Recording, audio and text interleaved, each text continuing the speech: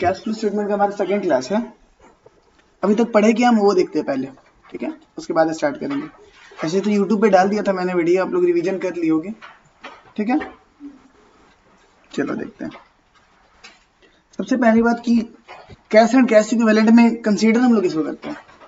Cash था, cash and bank था, वो सारी चीजें जो कैश की तरह थी। कैश की तरह का मतलब कि जो मोस्ट लिक्विड एसेट्स हमारे थे, जो मोस्ट लिक्विड मतलब जो 3 महीने के अंदर कैश में कन्वर्ट हो जाए या कैश ही हो, बैंक हो, उसको हम लोग क्या मानते हैं? कैश एंड कैश इक्विवेलेंट मानते हैं। और हम लोग कैश फ्लो स्टेटमेंट में करते क्या है? हम लोग कैश फ्लो स्टेटमेंट में क्या करते हैं? कैश का मूवमेंट पता करते हैं, ठीक है। कैसे मूवमेंट पता करते हैं? 3 एक्टिविटी में बांधकर। वो 3 एक्टिविटी क्या है? Operating, investing and financing. Operation से रिलेटेड चीजें कहाँ जाती है? ऑपरेटिंग एक्टिविटी में। और इन्वेस्टमेंट से रिलेटेड चीजें कहाँ जाती है? Investing activity. और फिनांस से रिलेटेड कहाँ जाती है? Financing activity. हम लोग इन्वेस्ट कहाँ करते हैं? एक बिजनेसमैन इन्वेस्ट कहाँ करता है? फिक्स्ड एसेट्स में। और बेटर अंडरस्टैंडिंग के लिए बोलिए तो नॉन करेंट एसेट्स में, है ना। एक बिजनेसमैन को कहाँ इन्वेस्ट करना होता है? नॉन करेंट एसेट्स में। सपोज मेरे को कोई बिजनेस स्टार्ट करना है, तो मेरे माइंड में 2 चीज है कि पैसा लाए कहाँ से और पैसा लगाए कहाँ, है ना। तो पैसा लाए कहाँ से, वो हो गया मेरा फिनांस का पार्ट, ठीक है। पैसा, एक बिजनेसमैन के लाइफ में एक ही सबसे बड़ा चैलेंज होता है कि पैसा लाना कहाँ से है और पैसा लगाना कहाँ है। Procurement of fund and uses of that fund, ठीक है। प्रोक्योरमेंट ऑफ फंड मतलब मेरा पैसा आ कहाँ से रहा है, तो आएगा कहाँ से? या तो डेट से आएगा, या तो इक्विटी से आएगा, या तो लोन लेंगे, या तो ओनर अपना पैसा लगाएगा। तो कंपनी के केस में ओनर अपना पैसा लगाएगा, इसका मतलब क्या? Share capital. और लोन लेंगे तो इसका मतलब क्या हो गया? डेट। नॉन करेंट लायबिलिटी और इक्विटी, है ना। नॉन करेंट लायबिलिटी बोले तो डेट, और इक्विटी बोले तो शेयर होल्डर्स फंड। ये दोनों किसका पार्ट है? फिनांस का पार्ट है। तो इससे रिलेटेड जितने भी ट्रांजेक्शन होंगे वो सारे के सारे क्या कहलाएंगे? हमारे फाइनेंसिंग एक्टिविटी। लोन से रिलेटेड क्या होगा? सर हम तो या तो लोन लेंगे तब पैसा आएगा, या तो लोन रिपे करेंगे तब पैसा आएगा, पैसा जाएगा, या तो हम लोग इंटरेस्ट देंगे, या तो हम लोग लोन से रिलेटेड कोई प्रोसेसिंग फी पेमेंट करेंगे। यही सब हो सकता है ना। और दूसरा इक्विटी में क्या होगा? हम लोग शेयर इशू करेंगे तो पैसा आएगा, हम लोग शेयर रिडीम करेंगे तब पैसा जाएगा, हम लोग शेयर होल्डर को क्या दे सकते हैं? डिविडेंड दे सकते हैं। ये सारी चीजें आएगी कहाँ? फाइनेंशियल एक्टिविटी में। अब हम लोग जो के पास पैसा आ गया, अब हम लोग पैसा को क्या करेंगे? इन्वेस्ट करेंगे। तो तुम ही बताओ पैसा को कहाँ इन्वेस्ट किया जाता है? लोग प्लांट खरीदते हैं, मशीनरी खरीदते हैं, फैक्ट्री खरीदते हैं। ये सारे की सारी चीजें क्या कहलाती है? हमारी नॉन करेंट एसेट्स, ठीक है। तो वो इन्वेस्टिंग एक्टिविटी किससे मोस्टली रिलेट करता है? नॉन करेंट एसेट से। ऐसा कहीं बुक में आपको नहीं मिलेगा कि investing activity related to non current assets. But हाँ, आपको समझाना एक ऐसा सिंपल सा क्रक्स देना है। तो क्या सिंपल सा ही क्रक्स है कि अगर नॉन करेंट एसेट्स से रिलेटेड कोई भी ट्रांजेक्शन हो रहा है तो हमारा किस टाइप की एक्टिविटी है? Investing activity. जैसे हमने कोई इन्वेस्टमेंट करा, जैसे हमने कोई प्लांट खरीदा, जैसे हमने कोई मशीनरी खरीदा, ये सारी की सारी चीजें क्या कहलाएगी? हमारी इन्वेस्टिंग एक्टिविटी। अब जैसे हमने कहीं इन्वेस्ट करा, हमने कोई इन्वेस्टमेंट किया, हमने किसी का इक्विटी शेयर खरीदा, हमने किसी बैंक में एफडी करा है, तो उसमें मेरे को इंटरेस्ट ही मिलेगा, डिविडेंड ही मिलेगा। सपोज मेरे पास 10 लाख रुपया एक्स्ट्रा पड़ा हुआ था, मैंने इन्वेस्ट कर दिया रिलायंस के शेयर में। अब रिलायंस का शेयर जब मैंने इन्वेस्ट करा तो हो सकता है उससे मेरे को डिविडेंड ही मिलेगा। तो डिविडेंड इनकम जो मिला वो मेरा क्या कहलाएगा? इन्वेस्टिंग एक्टिविटी का इनकम, इनफ्लो कहलाएगा, ठीक है। और उस तरीके से हमने कोई एफडी कर दिया तो एफडी से इंटरेस्ट जो आएगा वो मेरा क्या कहलाएगा? इन्वेस्टिंग एक्टिविटी का इनफ्लो, ठीक है। ये हम लोग बहुत बढ़िया तरीके से समझे थे। अब कैश फ्लो स्टेटमेंट में कैश से हमारा क्या रेफरेंस था? Cash and cash equivalent. Flow 2 ही हो सकता है, या तो इनफ्लो और आउटफ्लो। स्टेटमेंट बोले तो ये अकाउंट नहीं है, एक रिटन स्टेटमेंट है, ठीक है। अब क्या था? अब हमने कुछ एग्जाम्पल लिया था। एग्जाम्पल में हमने एग्जाम्पल लिया था किसका? एक बास्केट का एग्जाम्पल लिया था। एक बास्केट में 3 तरह के गेंद है, रेड, ग्रीन और ब्लू। अब मेरे को क्या चाहिए? मेरे को रेड बॉल चाहिए। तो हम लोग क्या करेंगे? ब्लू और ग्रीन को बाहर फेंकेंगे। ये हो गया एक मेथड। और दूसरा मेरे को रेड बॉल चाहिए तो रेड बॉल निकाल के दे देगा। तो डायरेक्टली रेड बॉल निकाल के दे देगा, वो क्या मेथड है हमारा? Direct method.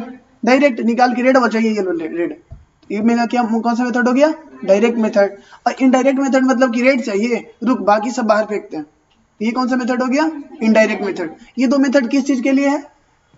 Methods for calculating operating activities, cash inflows from operating activity. उसी तरीके से हमने देखा लास्ट क्लास में हमने क्या किया था? एक प्रॉफिट एंड लॉस बनाया था।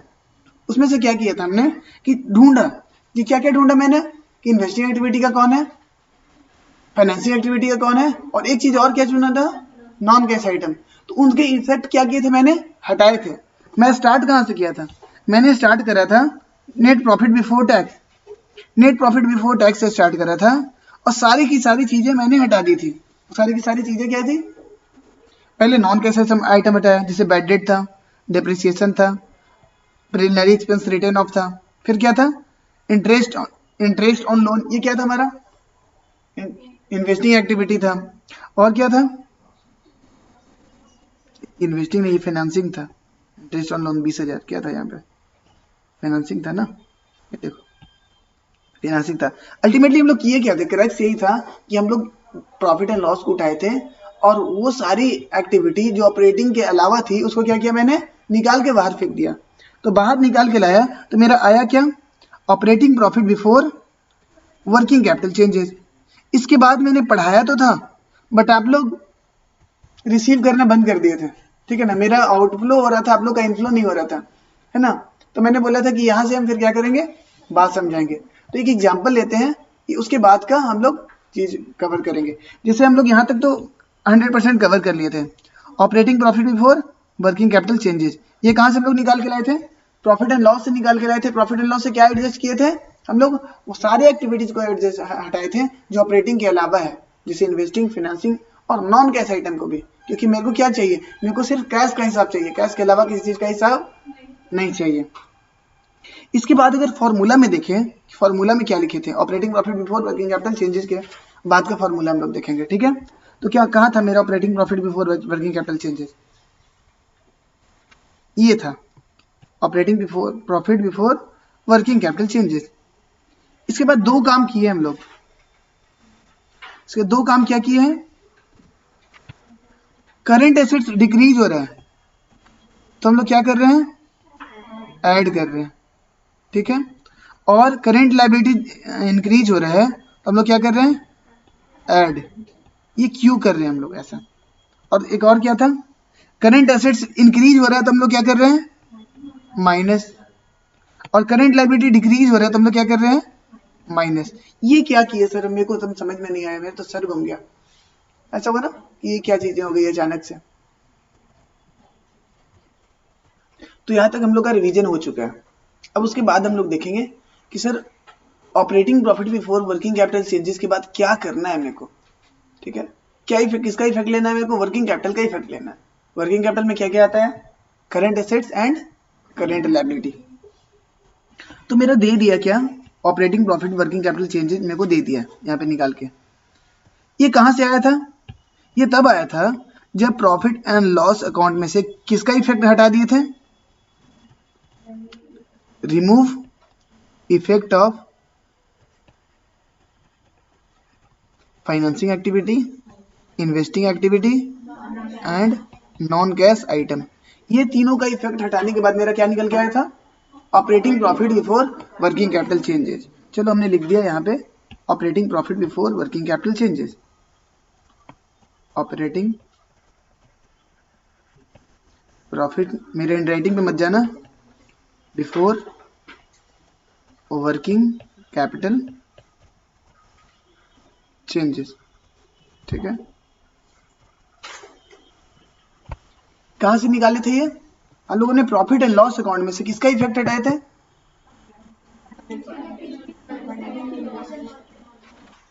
ठीक है। हाँ मेरे पास 1,50,000 रुपए। उसके बाद कुछ फॉर्मूला में लिखा हुआ था, हम पहले लिखवा देते हैं, उसके बाद उसको समझने की कोशिश करेंगे कि वो क्या था। उसमें क्या था कि ऐड किए थे हम लोग दो चीज, डिक्रीज इन करंट एसेट, ठीक है। और क्या ऐड किए थे, इंक्रीज इन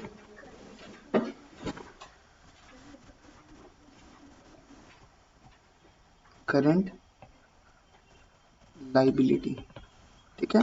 ये दोनों को ऐड किए थे और लेस किसको किए थे,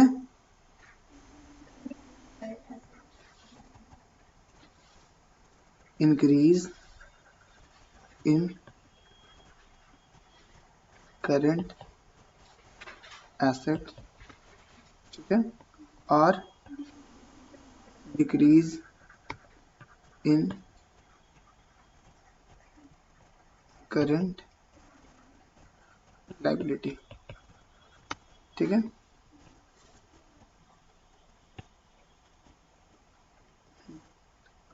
चलो सबसे पहला फिगर क्या है मेरा, ट्रेड रिसीवेबल। हम लोग प्रॉफिट एंड लॉस अकाउंट से क्या निकाल दिए थे, प्रॉफिट निकाल दिए थे, ऑपरेटिंग प्रॉफिट कितना आ रहा है, ऑपरेशन से रिलेटेड प्रॉफिट कितना आ रहा है। बट उसके बाद देखिए ये कि पहले मेरा 31 मार्च 17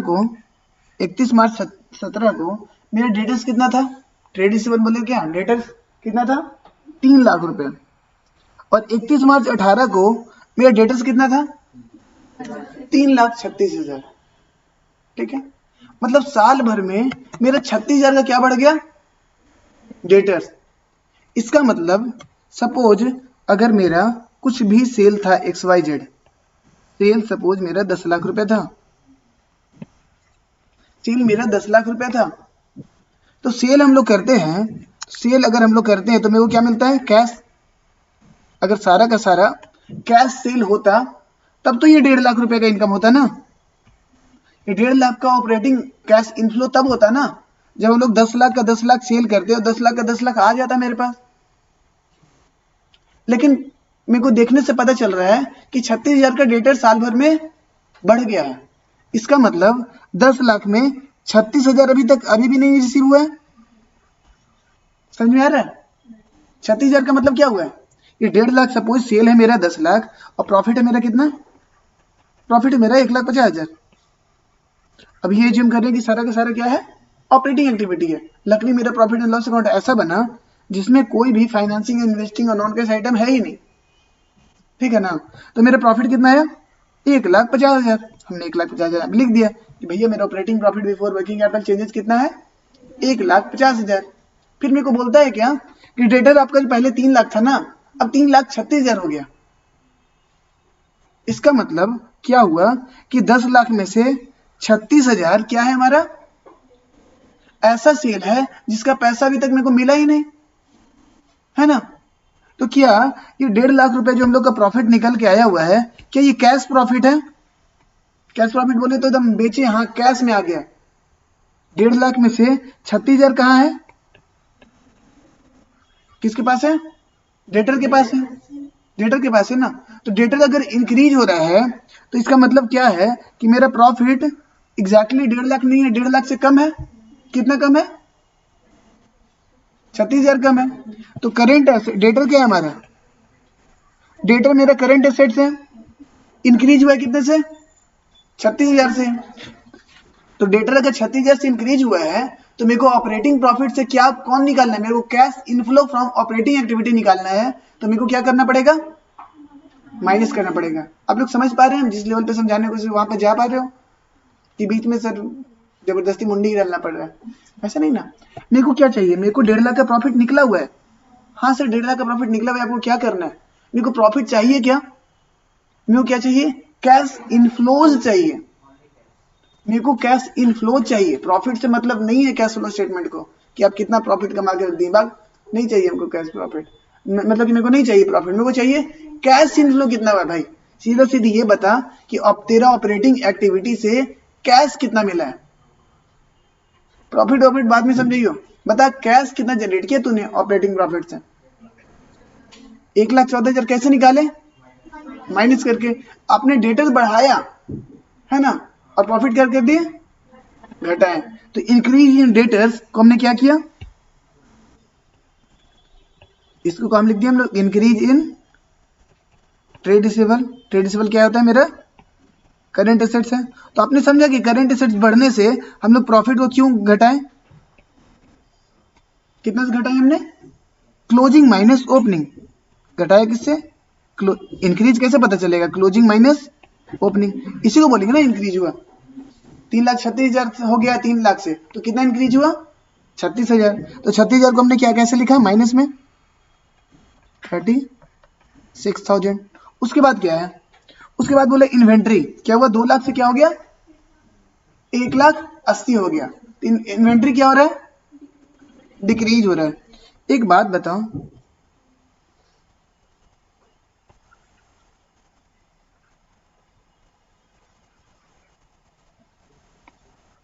ओपनिंग स्टॉक कितना था 2 लाख और क्लोजिंग स्टॉक कितना था 1,80,000। तो मेरा स्टॉक क्या हो रहा है, इंक्रीज हो रहा है कि डिक्रीज हो रहा है, डिक्रीज हो रहा है। तो अगर करंट एसेट्स इंक्रीज होगा तो हम लोग क्या किए थे, लेस किए थे। तो करंट एसेट डिक्रीज होगा तो हम लोग क्या करेंगे, माइनस। सेम कंसेप्ट पे चलते हैं। अब हर एक चीज को आप समझने जाओगे तो चीजें ज्यादा कॉम्प्लिकेट होगी।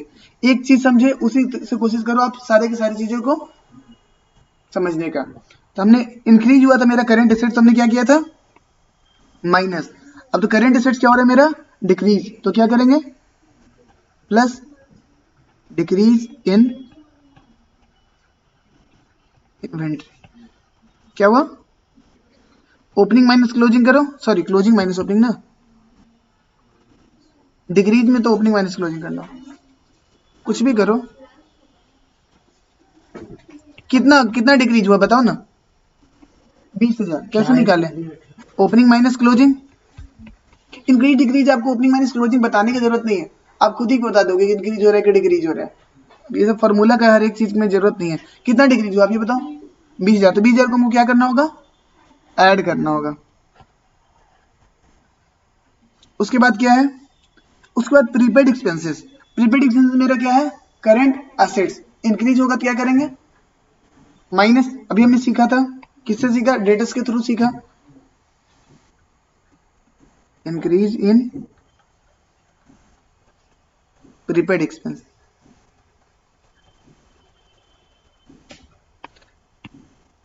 अब क्यों सर माइनस किए, अब माना मेरा प्रॉफिट कितना था 1.5 लाख, मेरा प्रॉफिट कितना था 1.5 लाख, लेकिन प्रीपेड एक्सपेंस तो मेरा प्रॉफिट एंड लॉस अकाउंट में नहीं जाता है।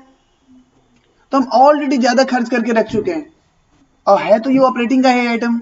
ऑलरेडी हम ज्यादा खर्च कर दिए 5,000, तो मेरा कैश प्रॉफिट तो 5,000 से घट गया ना। ठीक है, तो कितना हो जाएगा मेरा इंक्रीज इन प्रीपेड एक्सपेंस, कितना आएगा 5,000 रुपए। इसको क्या कर देंगे हम लोग माइनस में 5,000 रुपये कर देंगे। और क्या है उसके बाद अक्रूड इनकम। क्या होता है अक्रूड इनकम, एसेट,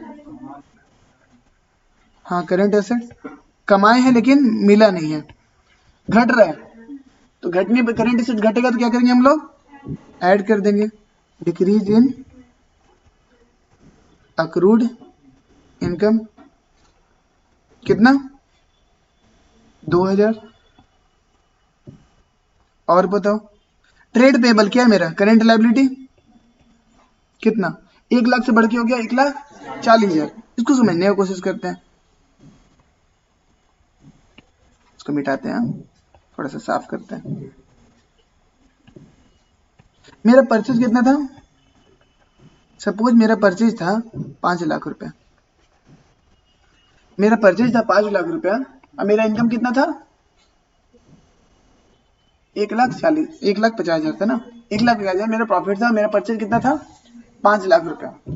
तो 5 लाख का जैसे ही हमने परचेज करा, इसका मतलब कि 5 लाख का हमने क्या करा, फर्स्ट केस में अगर कोई पूछेगा कि परचेज किया आपने 5 लाख, तो हमने कितना का पेमेंट करा परचेज का। अगर हम लोग 5 लाख का परचेज किए और 5 लाख का पेमेंट कर दिए होते, तो मेरा प्रॉफिट जितना कैश प्रॉफिट था उतना ही ऑपरेटिंग प्रॉफिट होता। अगर हम लोग 5 लाख का परचेज करते हैं और 5 लाख का पेमेंट कर देते हैं, तो ये 1.5 लाख हमारा सेम होता ना, कैश प्रॉफिट भी उतना ही होता, ऑपरेटिंग प्रॉफिट भी उतना ही होता। लेकिन हुआ क्या, 5 लाख का हम खरीदे तो है सामान, लेकिन मेरा क्रेडिटर बढ़ गया। क्रेडिटर 1 लाख से कितना हो गया 1,40,000 हो गया। तो मेरे को माइंड में एक हिंट आ रहा है, देखो मेरे माइंड में जो हिंट आ रहा है आपके माइंड में भी अगर सेम हिंट आएगा ना तो हम लोग एक लेवल पे। मेरे माइंड में ये हिंट आ रहा है कि सर क्रेडिटर 1 लाख का था, बढ़ के 1,40,000 हो गया। इसका मतलब ये है कि कुछ परचेज हम लोग उधारी में किए हैं, उसका पेमेंट नहीं किए हैं, है ना। तो अगर हम किसी चीज का पेमेंट नहीं किए हैं तो मेरे पास कैश ज्यादा बचा हुआ है कि कम बचा हुआ है, ज्यादा बचा हुआ है। सपोज हम अपने सप्लायर को पेमेंट ही नहीं किए, तो मेरे को जितना प्रॉफिट हुआ 1.5 लाख उससे भी ज्यादा पैसा है ना मेरे पास, है ना। तो अगर करेंट लायबिलिटी मेरा इंक्रीज हो रहा है तो मेरा कैश क्या होगा, प्रॉफिट से ज्यादा होगा कि प्रॉफिट से कम होगा, प्रॉफिट से ज्यादा होगा। You are getting what I am trying to explain? Okay fine, intelligent तो तुम लोग है ही। यहाँ पे क्या लिखिए, इंक्रीज इन ट्रेड पेबल। कितने से इंक्रीज हुआ बताओ? ओपनिंग क्लोजिंग हम नहीं बताएंगे, ओपनिंग में करो 40,000, ठीक है। अब कैसे निकालना ये 40,000 तुम समझना, ठीक है। उसके बाद चलते हैं क्या है, आउटस्टैंडिंग एक्सपेंसेस क्या है हमारा, करेंट लायबिलिटी इंक्रीज हो रहा है कि डिक्रीज, डिक्रीज। अगर डिक्रीज हो रहा है इसका मतलब क्या हुआ, मतलब कि मैंने पुराना पेमेंट किया, पुराना बकाया था उसका पेमेंट किया, कितने का, 6,000 का। तो प्रॉफिट तो हम कमाए 1.5 लाख, लेकिन उस 1.5 लाख में से मेरे को कुछ पुराना कर्ज था उसको चुकाना पड़ा। तो मेरा जो कैश इनफ्लो होगा ऑपरेटिंग एक्टिविटी से वो प्रॉफिट से ज्यादा होगा कि कम होगा, कम होगा। क्यों? क्योंकि मैंने पुराना बकाया भी पेमेंट किया है जो कि अभी देने का रिक्वायरमेंट नहीं था, ठीक है। तो यहाँ पे क्या करें, डिक्रीज हो रहा है करेंट लायबिलिटी, तो क्या करेंगे, इसको हम लोग माइनस करेंगे, डिक्रीज इन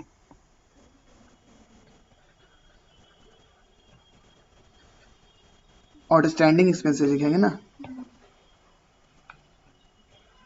कितना डिक्रीज हुआ बताओ, 6,000 से। तो यहाँ 6,000 ब्रैकेट में लिखते हैं, ब्रैकेट बोलने का मतलब माइनस में, ठीक है। उसके बाद इनकम रिसीव्ड इन एडवांस, ये क्या है, करेंट लायबिलिटी बढ़ रहा है कि घट रहा है, घट रहा है, घट रहा है, घटने का मतलब माइनस, डिक्रीज इन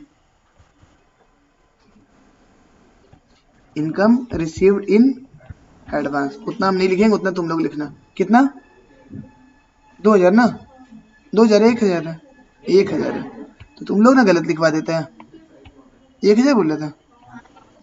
अच्छा अब बताओ कितना है, जोड़ भी लिया, 1,64,000। ये क्या निकल के आया, ऑपरेटिंग, देखो फॉर्मेट में देखो क्या निकल के आया, cash flow from operation,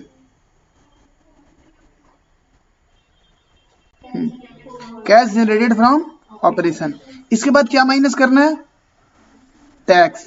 tax का हिसाब हम कल बताएंगे, ये टैक्स का क्या करना है। हम लोग यहाँ तक पहुंच गए, इसके बाद नेक्स्ट क्या है, टैक्स, ठीक है। यहाँ तक हम लोग पहुंच गए, तो इसको लिख देते हैं cash generated from operation, cash generated from operation. अब यहां तक कुछ समझ में नहीं आया तो मेरे से पूछ लो,